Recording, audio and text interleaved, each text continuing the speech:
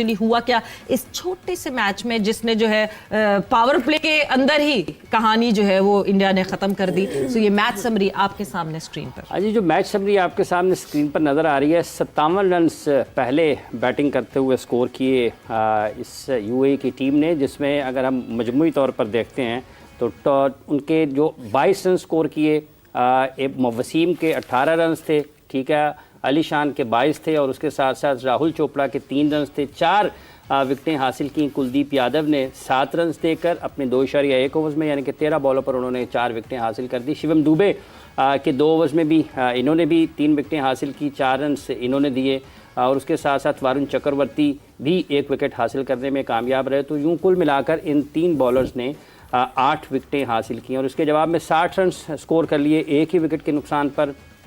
अभिषेक शर्मा 16 गेंदों पर 30 रन बनाने में कामयाब रहे। शुभमन गिल ने 9 गेंदों पर 20 रन स्कोर किए। सूर्य कुमार यादव ने 2 गेंदों पर 7 रन स्कोर किए और 1 ही विकेट जुनैद सिद्दीकी के हिस्से में आई और ये मैच का अख्ताम बिल्कुल बड़े बासानी अंदाज में इंडिया ने अपने हक में उसका नतीजा किया। बिल्कुल जी, और मतलब इतने कोई डोमिनेंट तरीके से हैंडल किया। बिकॉज यूसुफ हम बात कर रहे थे कि शायद यूएई आपको हांगकांग की तरह ढेर होती भी नहीं दिखेगी, बिकॉज ट्राई नेशन में हमें लगा कि यूएई ने स्पार्क दिखाया था, मगर कल वो स्पार्क ऐसा ऑफ था जैसे लगा कि जमीन पे ड्यू नहीं पड़ी है मगर यूएई के ऊपर ड्यू पड़ गई। बिस्मिल्लाहिर्रहमानिर्रहीम। मैंने पहले भी कहा था कि देख लिया, जब किसी ने स्कोर किया यूएई की तरफ से, मैच खत्म तो नहीं हो गया हुआ था। जब मैच खत्म हो गया हो ना तो फिर प्रेशर नहीं होता।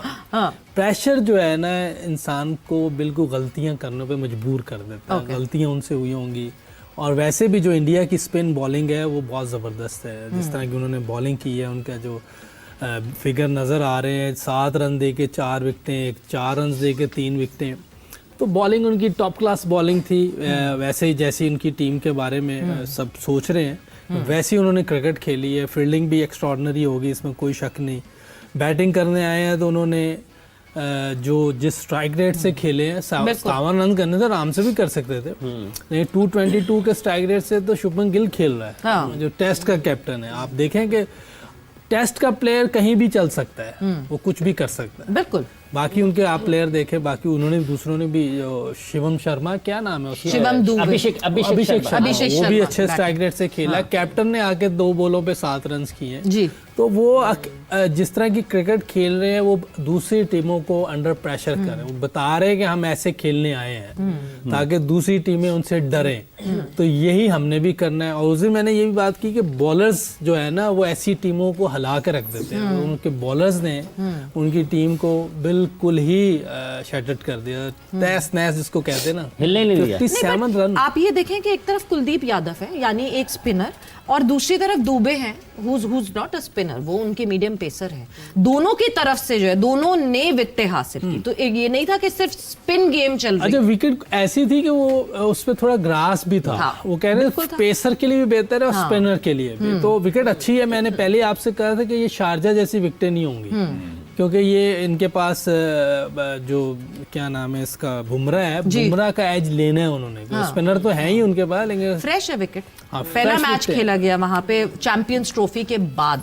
मैं बता रहा हूँ कि 2022 में भी जो हम खेले थे उसमें इतना ज़्यादा टर्न नहीं मिलता था, अच्छा कैरी करता था बॉल, क्योंकि इनको मज़ा आता है, क्योंकि उधर आप इंडिया में देखें ना ब्रेक नहीं हो रहा होता, अच्छा आता है बॉल बैट पे, तो इनको विकेटें भी सूट करती हैं ऐसी, ताकि लंबे रन्स करने। 250 रन्स बन रहे हैं आईपीएल में, तो विकेट में टर्न तो नहीं हो रहा, स्विंग तो नहीं हो रहा ना, बिल्कुल फ्लैट है। तो वैसी विकेटें इनको सूट करती हैं। और बॉलिंग इनकी बुमराह और जैसे बाकी स्पिनर हैं, हार्दिक पांड्या को उन्होंने पहले ओवर में 10 मार दिया था, क्योंकि उसकी पेस नहीं है। उसको चाहिए थोड़ी सी रफ विकेट जिस पे वो स्पिन वो करे, कोई ऐसी विकेट स्लो वन ऐसे मारेगा, उसमें बचेगा। लेकिन जिस तरह की उनकी बॉलिंग है, आप मुझे नहीं पता और कौन सा फास्ट बॉलर उनकी टीम में है, लेकिन बुमराह जो है ना की उनका फास्ट बॉलिंग में जहाँ भी मौका मिलेगा। लेकिन स्पिनर तो उनके आपने उसमें भी देख लिए थे, क्या नाम है, चैंपियंस ट्रॉफी में भी, कि उन्होंने दूसरी टीमों को हिलने नहीं दिया था, वो स्पिन पे ही जीते थे। बाउंस भी हो रहा था बॉल। हाँ, बाउंस तो होगा ना, कैरी करता है बॉल इन विकेटों पे। अगर आप शारजा में जाएंगे वहाँ नहीं करेगा, यहाँ करेगा, क्योंकि यहाँ मैचेस ही नहीं हो, चैंपियंस ट्रॉफी के बाद मैच भी नहीं हुए, तो पूरी रेस्ट भी मिली हुई विकेटों को। हो सकता है कि एक दो मैचेस के बाद देखें क्या सरफेस चेंज होता है नहीं होता, लेकिन कोशिश उनकी यही होगी कि विकेटें ऐसी हों जो उनको सूट करती हैं। जी और हम ये फिर कल स्पिनर्स ने अच्छा ये यूएई वाले जो एसोसिएट कंट्रीज़ होते हैं, चूँकि उनके लिए ज़रा मुश्किल होता है निस्बतन अच्छे स्पिनर्स को खेलना, वो वाली खामी खुलकर सामने आई। जी बिल्कुल सामने है, लेकिन मुझे लगता है कि जब आप क्रिकेट को फॉर ग्रांटेड लेते हैं ना, तो क्रिकेट आपको कहीं का नहीं छोड़ती। तो जो कि यूएई की टीम के जो कैप्टन, उनकी जो बोल्ड स्टेटमेंट्स आई मैच से पहले कि जी हम इस मैच को इतनी अहमियत नहीं दे रहे, तो शायद अगर उसको अहम समझते इस मैच को तो शायद कुछ बेहतरी नजर आ सकती थी। लेकिन यहाँ पे एक चीज आती है गेम अवेयरनेस। क्या सोच के बोल रहे थे कि अहमियत नहीं दे रहे, कि हम इस मैच को इतना अहम नहीं समझ रहे, तो मुझे लगता है अगर थोड़ी अहमियत दी होती तो शायद कुछ बेहतरी नजर आ। स्टेटमेंट दिया था ये जो के कैप्टन उसको शायद पहले ही आइडिया होगा हमने जल्दी आउट हुए ना, तो अहमियत ही नहीं ले रहे। ये क्या स्टेटमेंट थी, मैंने खुद देखी तो अच्छे जी हम इतना अहम नहीं समझ रहे, हम जो है पाकिस्तान इंडिया के किसी एक मैच में तो हम अपसेट करेंगे और ओमान को हरा के तो हम सुपर 4 में जगह बनाएंगे। तो ये जो बोल्ड स्टेटमेंट्स है ना, ये समटाइम इस तरह ले डूबती हैं। लेकिन मुझे लगता है यहाँ पे गेम अवेयरनेस बहुत जरूरी है कि अगर आपके सामने इतनी बड़ी टीम आपके सामने खेल रही है, आपको पता है उनके 2 मेन बॉलर्स हैं कुलदीप और बुमराह, और आपका पावर प्ले में आपने इतनी बड़ी टीम के खिलाफ 40 कर लिया हुआ है पावर प्ले में, यू हैव 14 ओवर्स लेफ्ट, तो आप उन 14 ओवर्स में अगर आप सिंगल या स्ट्राइक रोटेट भी करें या थोड़ा 1-2 चौके भी आए तो आप 100 कर लेते हैं कम से कम। वो भी आपने हारना ही है 140 करके भी, लेकिन आप इतना बुरा तो नहीं हारेंगे कि आप जो अब लोग देख रहे हैं वो सब यही कह रहे हैं कि यार इन मैचेस के लिए आप इतना बड़ा टूर्नामेंट करवा रहे हैं तो ट्रॉफी वैसे ही आपने जिसको देनी है दे दें। तो मुझे लगता है कि यहाँ पे गेम अवेयरनेस बहुत ज्यादा ये यूएई, ओमान, इन टीम्स के लिए बहुत अहमियत रखती है। थोड़ा सा इनको इस चीज पे काम करना चाहिए। मतलब ऐसा कुछ अंदाजा हो रहा है, जो आप पूरा स्केड्यूल भी देख रहे हैं एसीसी का, जिस तरह एशिया कप का स्केड्यूल उन्होंने लाइन अप किया है कि सुपर 4 तक आपको इसी तरह बीच में कुछ डल डेज मिलेंगे और इसी तरह जो है कुछ एक्साइटिंग मैचेस भी मिलेंगे, जब जैसे श्रीलंका बांग्लादेश आमने सामने होगा या अफगानिस्तान श्रीलंका आमने सामने होगा, इंडिया और पाकिस्तान आमने सामने होगा। अदर देन दैट ये जो बाकी टीम्स हैं इनके लिए इनके मैचेस हम यही एक्सपेक्ट करेंगे, those would be the dull days for start तो ऐसे ही हुआ है, स्टार्ट तो ऐसे ही हुआ है। मैं नहीं कंसीडर करूंगा इनको एशिया में, हाँ अभी फिलहाल नहीं। काफी मेहनत, क्योंकि ये इवेंट होता है साल में एक दफा होता है, देन उसके बाद तो एक अच्छा प्रॉपर मैचेस हो, तगड़े मैचेस जो एशिया की टॉप टीमें हैं उनके बीच में होना चाहिए। ओमान, हांगकांग, आई मीन थोड़ा सा कोई बात नहीं, उनको भी साथ लेके चलना है। हाँ। पहले उनकी सारी थोड़ी क्रिकेट बेहतर कर दे, अच्छे प्लेयर्स आए, उनको इधर उधर सीरीज वगैरह खिलाएं, जिम्बाब्वे के खिलाफ या दूसरी जगहों पे वहाँ खिला के वहाँ उनकी प्रैक्टिस भी हो जाएगी, थोड़ी सी एक्सपोजर भी मिल जाएगा क्योंकि उनको। ये आपस में भी ऐसी, जैसे मतलब हांगकांग जो है वो सिंगापुर, मलेशिया इनसे खेलता आया है, तो ऑब्वियसली आपस में भी इनके कंपटीशन कोई टफ कंपटीशन नहीं होते तो इनको मैं तो नहीं कंसिडर करना चाहूंगा इन लोगों को। बाकी क्योंकि आप अरसे बाद होता है T20 फॉर्मेट के अंदर भी अगर वन साइडेड गेम हो तो वो इंटरेस्ट खत्म हो जाता है, तो मेरे ख्याल में काफ़ी इतना क्या ये कितना मुश्किल होता है वैसे यूसुफ आपके ख्याल में कि जब एसोसिएट कंट्रीज़ के लोग हैं, क्या उनके प्लेयर्स की सबसे ज़्यादा कोई मैच टाइम उनको कम मिला होता है, या उतने यूए में चूँकि वो सारे लोकल तो कोई होता नहीं, बाहर से आने वाले जो ज़्यादातर खिलाड़ी उनके खेल रहे होते हैं?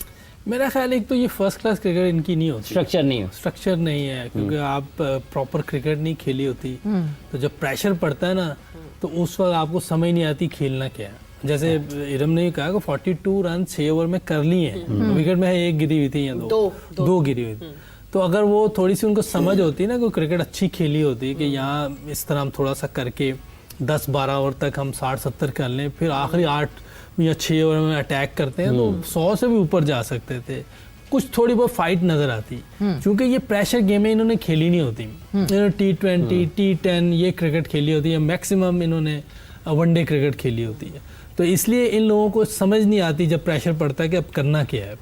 तो फर्स्ट क्लास क्रिकेट को इसीलिए अहमियत दी जाती पूरी दुनिया में। अभी शाहिद ने भी कहा है कि इंडिया की रणजी ट्रॉफी जब से शुरू हुई है, हो सकता है 100 से ऊपर साल हो गए हों, वैसी की वैसी चल रही है, उसको एक दफा भी उन्होंने चेंज नहीं किया, हो गए 100 साल से। हाँ, एक दफा भी चेंज नहीं किया कि भाई इस बार आप ये कर लो या वो कर लो, हमने अपनी जो कायद-ए-आज़म ट्रॉफी उसको 70 दफ़ा चेंज कर दी। बिल्कुल इस दफ़ा ये कर लो, कल ये कर लेना, अगली बार ऐसे। तो आपको वो सिस्टम वैसे ही रहने देना चाहिए था जैसे हनीफ मोहम्मद साहब जो खेले जी, जावेद मियादास आप तो डिवीजनल क्रिकेट खेलते रहे ना, वो सारी क्रिकेट खेली है, शायद ने हमने सबने क्रिकेट खेली है। ये बस एक दामी भी ख्वाब आता है किसी को, वो चेंज करके रख देता है। हाँ मतलब जिस तरह हमने वसीम लास्ट ईयर अकरम, देखा वो आज है यूनिवर्सिटी डोमेस्टिक इमरान होते हुए कि आपने माजिद डोमेस्टिक को खान, सिर्फ एक हंटिंग ग्राउंड बना दिया और एक और दूसरा उसके ऊपर आपने एक टूर्नामेंट रख के और उसको एलीट टूर्नामेंट बना दिया, तो ये तो मसाइल हैं।